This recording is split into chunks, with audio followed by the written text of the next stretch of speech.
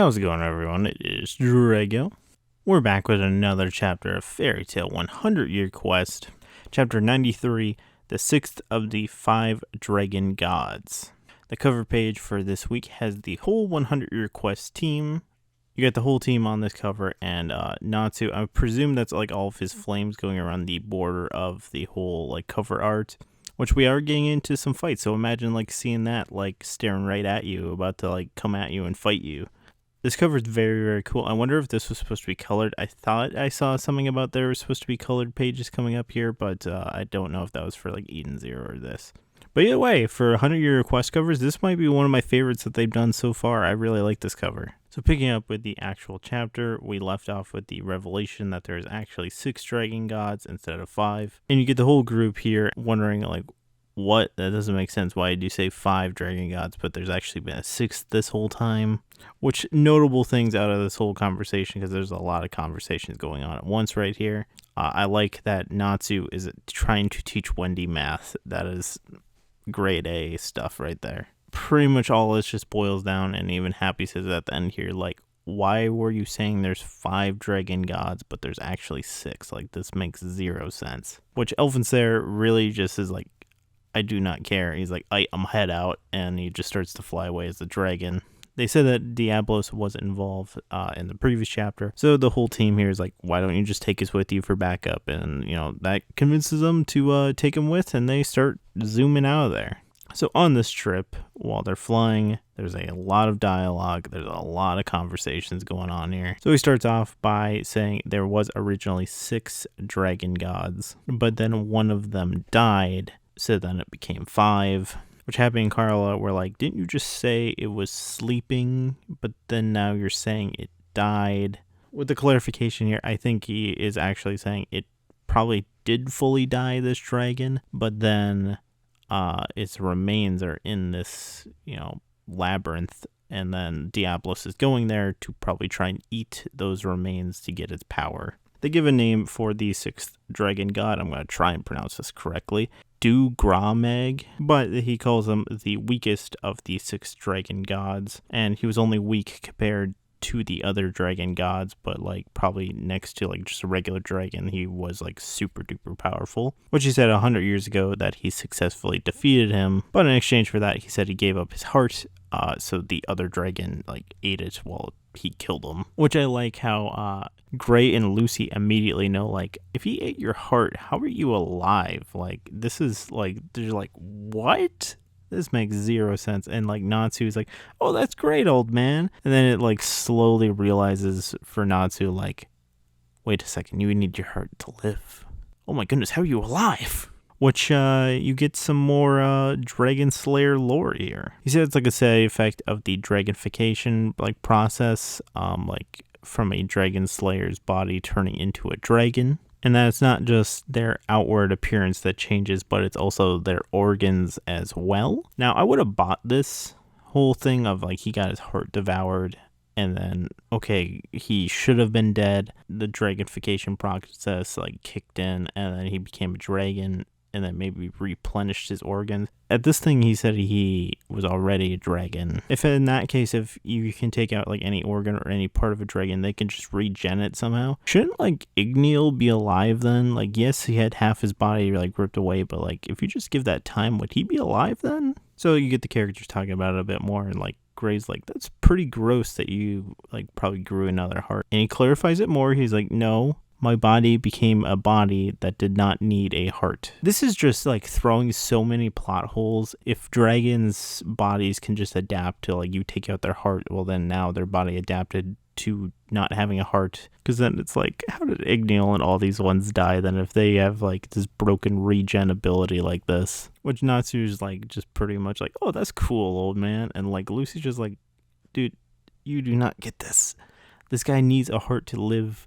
And it's like, how is this guy even flipping alive? Which his explanation for all this, yes, his body adapted to not having a heart, but his full-on reasoning here, his body created an organ to replace his heart, and thanks to that, he's survived so long. Which everyone else seems to be like, oh, that's cool, and just like Lucy is the same thought of me, like, I'm not satisfied with this. This makes 0 sense. So they start talking about the Great Labyrinth and the sixth dragon god yet again. So apparently when this dragon died, his corpse overflowed like with magic and it became like roots and then became this like great labyrinth. He basically chalks it up to that must have just been his like true power as a dragon, but I guess his body continues to radiate even to this day and continues expanding this labyrinth. So a bunch of people will go into this thing, but then they just never came out, and it got to be so bad that like 100 years ago, they decided to seal the entrance because it was so dangerous. Which now, because of this whole dragon regenning thing that they brought into the story, they're like, if this was like 100 years ago that they did this, and this labyrinth's still expanding, does that mean he's like still maybe alive in some sort? And maybe he could have actually like regened his body somehow, and he could maybe be alive right now? Which we don't get a clear answer on if he's actually dead or alive right now. I'm going to lean more to he's probably alive with this whole dragon regen thing now. So they're like, if this thing is so difficult to find, like if it's just this never-ending labyrinth, why are we even concerned with Diablos going here? And I mean, it is a fair point. They want to consume the dragon and, gain his power. Which I like how Urza's like bothered by like, wait, they're just going to eat the bones of a dead corpse? Oh, that's gross. Yeah, Urza, that's kind of what he's implying. Like, I mean, the bones would still have the DNA of the dragon within it. I imagine them eating it would probably give them some dragon slayer power.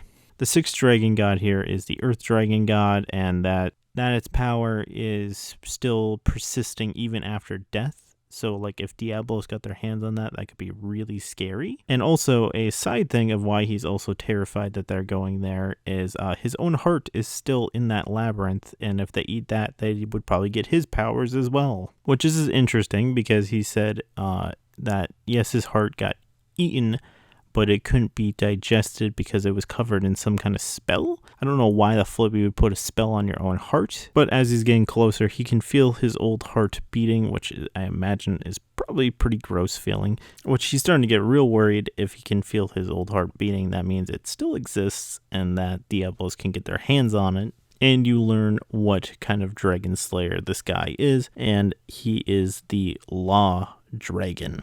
So that is his Dragon Slayer element. It is the power of knowledge to obtain all the information in the magic world. They parallel it to the magic chairman from Tartaros, but I was almost thinking almost like Hibiki with like the archive magic. Like if he has all like pretty much any information about magic in the world, like would he just like know every spell then? So if they were to acquire his heart, they could use the power of his heart to uncover the negative legacy of the magic world, and they would be able to, find out information on like a Therion and Face. Which I wonder if this is going to come into play, because we're getting mention of another government weapon besides a Therion and Face, and it was originally used as a weapon for self-defense for prosecuted wizards.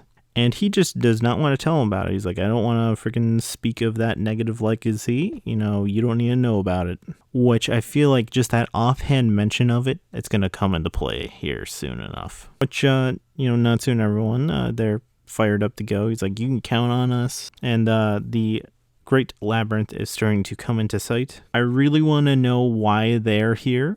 But Gajiel and Loxus are here, and are they on a job together? Because that would be pretty funny if they're on a job together. But there's no explanation as to why Gajiel and Loxus are here, but they're here. Which, great timing for all this, because, 2 extra Dragon Slayers to help out. Also Lily, I forgot Lily. We don't get a full-on explanation as to why Gajiel and Loxus are here, but, who cares? I love the 2 being here anyway. And their conversation gets very rudely interrupted by Silene turning into a dragon in the middle of this labyrinth, which they pretty much think they got tricked because it's like, oh, it wasn't Diablos, it was Silene, which is like, oh, they don't know that Diablos is led by Silene. I like that she's kind of mocking him and being like, oh, you're starting to settle into an appearance of a dragon. Good for you. He asks, why are you here? It's like she wants the dragon for Diablos and for her own nefarious needs. It's a stupid question to ask. So I wonder what she's planning here, because she says now the preparations are complete, and then she turns it from like daytime to nighttime. And she ends the chapter with, ladies and gentlemen of fairy tale, let the game begin. And that is the end of our chapter. So my thoughts. We'll go on this let the game begin thing. So I'm imagining this is probably where we're gonna get fights coming ahead, and they're probably gonna be in this labyrinth. I don't know if many of you have seen Black Clover, but like they have like magic labyrinths in that. So I wonder if you'd get something similar to that, to where everyone's in this labyrinth and there could be fights within this labyrinth. There could be traps, and the end goal is trying to find this dragon at the center of it. So I wonder if you get something like that. It'd be more interesting because I don't think we've ever had them kind of almost do like treasure hunting and competing against another guild to try and find that treasure first. You're definitely going to have interesting battles here. You have quite a few dragon slayers from Fairy Tail side. You have 2 dragons in the mix, and then the Diablos guild as a whole. And I want to know like what is Silene planning here, because she says that preparations are complete. So I'm very curious. So I think we're about to get into some very fun chapters coming up here.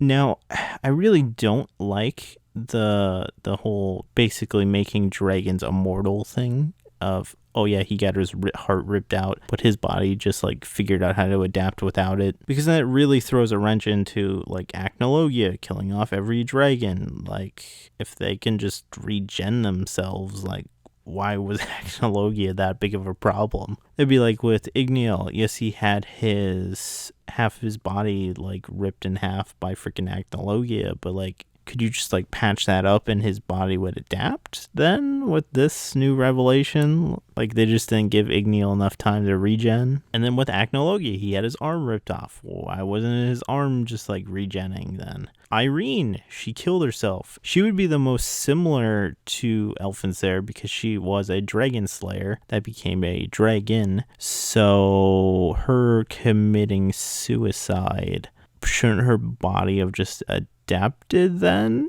This is what I'm saying. It's throwing so many plot holes into things to where I think you should have just said he was originally a dragon slayer, and then the moment that he got his heart ripped out, it almost activated that Dragonification process and his organs completely changed to where it didn't even matter that he had his heart ripped out. Otherwise, this was a very, very, very dialogue heavy chapter.